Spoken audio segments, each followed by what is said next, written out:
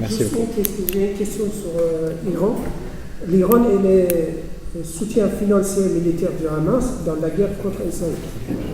Le nouveau président iranien, il a commencé depuis hier. Merci. Quel est votre message adressé au nouveau président iranien et État iranien, au peuple iranien? Monsieur, je ne veux pas vous faire croire des choses qui ne sont pas. Je n'ai jamais été favorable au régime théocratique et je ne crois pas que l'Iran soit une démocratie. Pourquoi ? Parce que les candidats sont triés sur des critères religieux. Alors moi, ça me dépasse complètement.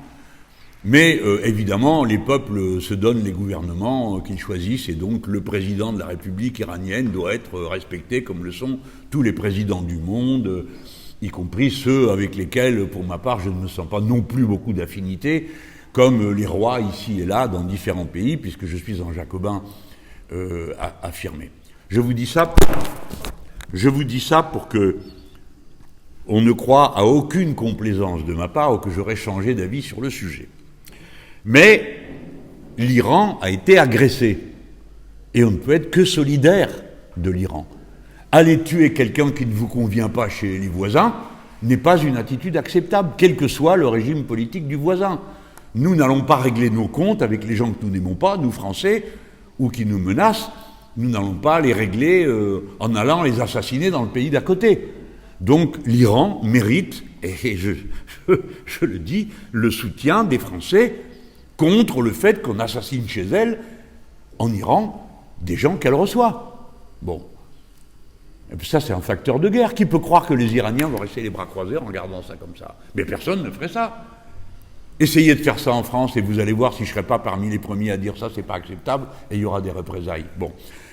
Après, vous m'interrogez sur la part de l'Iran dans le processus de paix, n'est-ce pas ? C'est ça ? Voilà. Bon, et bien moi je pense qu'elle n'a rien à y faire.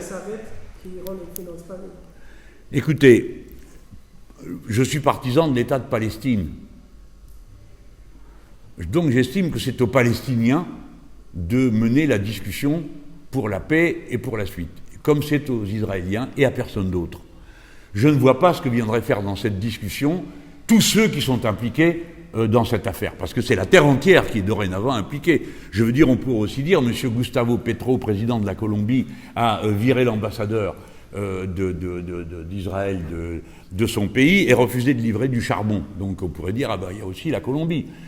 Non, je pense que si on veut une bonne paix, il faut qu'elle soit faite par les protagonistes, palestiniens et israéliens.